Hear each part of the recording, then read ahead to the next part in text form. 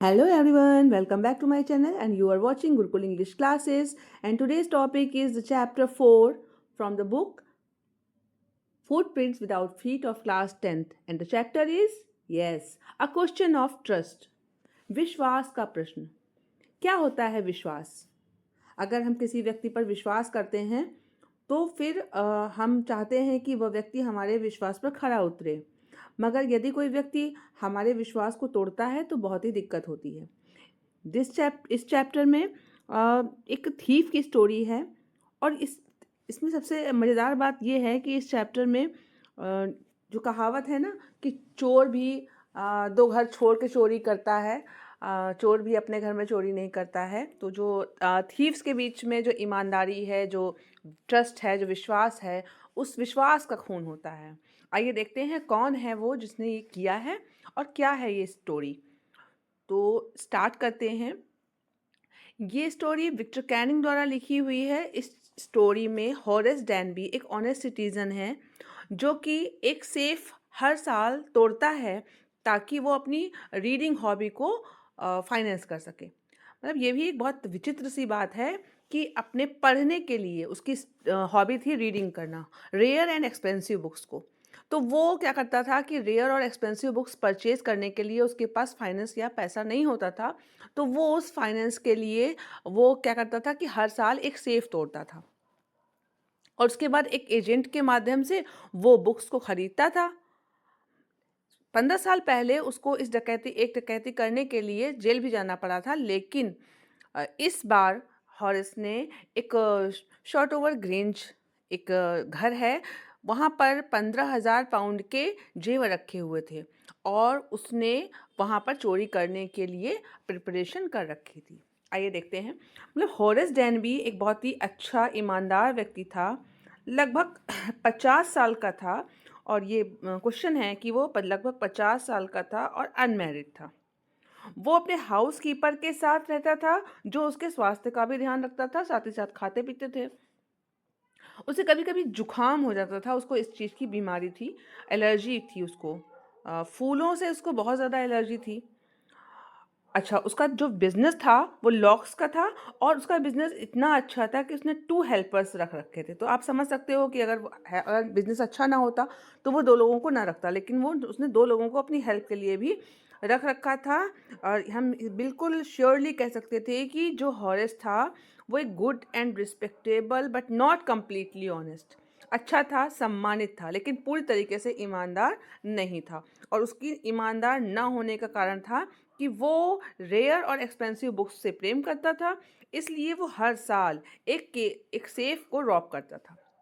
Each year ही plan carefully क्या करना है, 12 महीने तक उसकी प्लानिंग करता था और फिर चोरी करता था और उन चोरी करे हुए पैसों से वो एक एजेंट के माध्यम से उस रेयर बुक्स खरीदता था, परचेज करता था।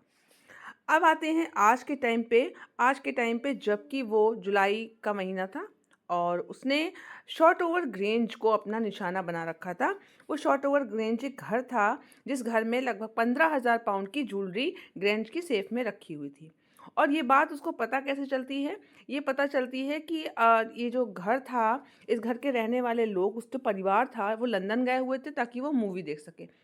अब आप सोच सकते हो कि मूवी देखने लंदन गए थे, मतलब उस टाइम सब जगह थिएटर नहीं होते थे, तो जो बहुत अच्छे पैसे वाले होते थे वो मूवीज़ देखने के लिए जो अफोर्ड कर सकते थे तो वो जाते थे और मूवी देखते थे। तो जाने आने में, वहाँ मूवी देखने में टाइम लगता था, इसलिए वो फैमिली काफ़ी लगभग 15 दिनों के लिए आने वाली नहीं थी। और ये सब चीज़ें उसको मालूम पड़ी कि एक मैगज़ीन के द्वारा, उस मैगज़ीन में इस घर की पूरी लोकेशन पब्लिश थी और साथ ही साथ उसमें ये भी लिखा हुआ था कि वहाँ पे कहाँ इलेक्ट्रिक वायरिंग है, कहाँ पार्क्स हैं, कहाँ गार्डन है, घर में 2 सर्वेंट हैं और जो फैमिली है वो लंदन में है। मतलब हर चीज़ के बारे में उसमें लिखा हुआ था और उसने पूरी की पूरी तरीके से उस घर के बारे में सब कुछ पता लगा रखा था। आखिरकार वो घर में चोरी के लिए घुसता है और क्योंकि ऑटम में सेल लगने वाली थी और उस सेल में रेयर और इंटरेस्टिंग बुक्स आने वाली थी और उसको उसे खरीदना था। इसलिए वो हाउसकीपर जहाँ पे किचन डोर के पास हुक था वहाँ पर उसने वो चाबी रखी होती है, उसको पता था। उसने एक पेयर ग्लव्स का पहना, चाबी उठाई और दरवाज़ा खोला और वो बहुत केयरफुल था ताकि उसके जो फिंगरप्रिंट थे वो न छपे। एक small dog lying in the kitchen, kitchen के पास एक कुत्ता बैठा हुआ था छोटा सा, और होरेस ने जैसे ही उसको देखा तो वो बोलता है ऑल राइट शेरी, यानी कि उसने ये चीज़ बिल्कुल अच्छे से जान रखी थी कि अगर किसी घर के डॉग को अपने बस में करना है तो उसका सही नाम आप ले लीजिए और उसको प्रेम दिखाइए। सेफ जो थी वो ड्राइंग रूम में थी और इसलिए वो वहाँ पहुँचता है। जब वो ड्राइंग रूम देखता है तो वहाँ बहुत सारी पेंटिंग्स लगी हुई थी और हॉरिस को 1 मिनट के लिए ऐसा लगता है कि क्या मुझको किताबें खरीदने की बजाय पेंटिंग्स खरीदनी चाहिए? बट उसे तुरंत समझ में आता है कि पेंटिंग रखने के लिए बहुत जगह चाहिए होगी और छोटे घर के लिए किताबें ही अच्छी हैं। उसी रूम में एक बाउल में टेबल के बिल्कुल सेंटर टेबल पे फ्लावर्स रखे हुए थे और हॉरिस की नोज़ टिकल करने लगती है, उसको छींक आती है और वो अपना बैग नीचे रखता है, अपने टूल्स अरेंज करने लगता है कि उसके पास 4 घंटे थे नौकरों के आने तक की उसके पास समय था। उसने बहुत सारे ताले-चाबी खोले थे, उसने बर्गलर अलार्म लगा हुआ था, उसने उसका वायर कट किया, वापस आता है और वैसे ही छींक आ जाती है। तभी पीछे से आवाज़ आती है कि मतलब उसने एक सोचा मन में कि क्या कितने मूर्ख लोग हैं जिन्होंने मैगज़ीन में अपने घर का सब कुछ छपवा दिया। तभी उसको आवाज़ आती है, what is it? A cold और हे फीवर? क्या हुआ है तुमको? ठंडक लगी है या फिर हे फीवर है? अब वो चौंक जाता है और बोलता है हे फीवर। फिर खुद दोबारा से उसको छींक आती है। तभी आवाज़ वापस आती है कि तुमको स्पेशल ट्रीटमेंट की ज़रूरत है। अगर तुमको ये पता चल जाए कि किस प्लांट से तुमको ये प्रॉब्लम है तो तुम डॉक्टर से उस प्लांट से बच कर के अपने आप को बचा सकते हो। वैसे तुम इस घर के टॉप में कर क्या रहे हो? अचानक से उसने पीछे मुड़कर देखा और देखता क्या है कि ये तो लेडी है और इसने जो है उससे बात कर रही थी। उससे ये कौन आ गया? और तभी उसके बगल में शेरी भी आ जाता है। तो लेडीज़ कहती है, डाउन शेरी, बैठ जाओ, क्या है तुमको? मैं 1 महीने के लिए बाहर गई और तुम बस, मुझे तो नहीं लग रहा था कि मैं यहाँ वापस आऊँगी तो मुझको बर्गलर मिलेगा। होरेस चौंक जाता है और वो कहती है कि तुमको भी असुविधा हो रही होगी मुझसे मिलकर, तो क्या सोच रहे हो? तो होरेस कहता है, मेरा तो सोचना है कि मैं भाग जाऊँ। तो कहता है, हाँ ऑफ कोर्स भाग जाओ, लेकिन मैं टेलीफ़ोन करूँगी, पुलिस को बुलाऊँगी और तुमको तुम्हारे बारे में सब कुछ बता दूँगी। लेकिन अगर तुम चाहते हो कि मैं किसी को कुछ ना बताऊँ तो तुम्हें मेरा एक काम करना होगा। होरेस कहता है, वो क्या? वो उसकी तरफ सीरियसली देखती है और कहती है कि एक्चुअली मैं बाहर गई हुई थी और मेरे जो बॉक्स है, ज्वेलरी बॉक्स है, वो इसमें रह गया है और मैं चाहती हूँ कि मेरी ज्वेलरी निकाल के तुम मुझे दे दो, क्योंकि मैंने अपने हस्बैंड को वादा किया है कि मैंने अपनी ज्वेलरी बैंक में रखी हुई है, लेकिन मैं यहाँ पे सेफ में रख के भूल गई हूँ और आज रात को मुझे पार्टी में उसको पहनना है, इसलिए मैं लेने आ गई। तो होरेस मुस्कुराता है और कहता है, क्या तुमको अपनी सेफ का नंबर नहीं आता है? तो वो कहती है, यस यही बात है। तो कहता है, ठीक है कोई बात नहीं, मैं तुम्हारे लिए ये काम कर सकता हूँ। तो वो कहती है, हाँ तुम्हें करना ही होगा, क्योंकि अगर तुम नहीं करोगे तो मैं पुलिस को कॉल कर दूँगी। आखिरकार 1 घंटे तक उसने मशक्क़त की और उसके बाद सेफ को खोल दिया।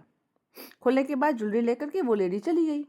2 दिन तक वो अपने बड़े आराम से रहा। तीसरे ही दिन उसको पुलिस वाले पकड़ते हैं और वो भी बना ही रहा था प्लानिंग की जो है मुझे दूसरी सेफ करनी पड़ेगी, क्योंकि वो वाला जो उसका अलमारी खोलने का जो प्लान था वो पूरा चौपट हो गया था उस लेडी की वजह से।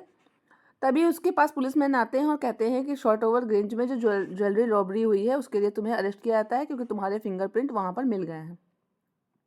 वो चौंक जाता है और कहता है, ये कैसे हो सकता है? मैंने तो वहाँ के जो मालकिन थी उनके कहने पर ही ये तोड़ा था। तो वो सामने लेकर आते हैं और वहाँ पर एक औरत खड़ी होती है जिसके ग्रे हेयर थे, शार्प टंग वुमन थी और लगभग 60 ईयर्स की थी और कहती है, ये सब बकवास कहानी सुना रहा है और मैं तो यहाँ आई ही नहीं, मैं तो लंदन में थी और मेरे यहाँ पर चोरी हो गई।